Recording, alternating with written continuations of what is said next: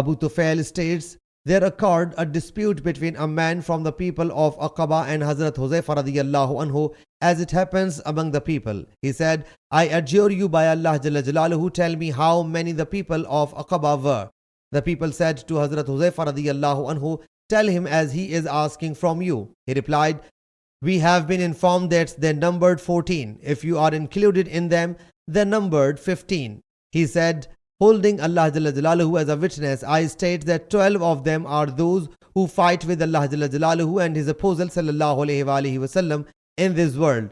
The rest 3 of them said, we neither heard the announcement of the caller of Allah's Apostle Sallallahu Alaihi Wasallam, nor are we aware of the people's intention.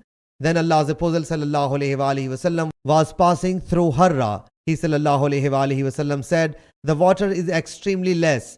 None should reach there before me.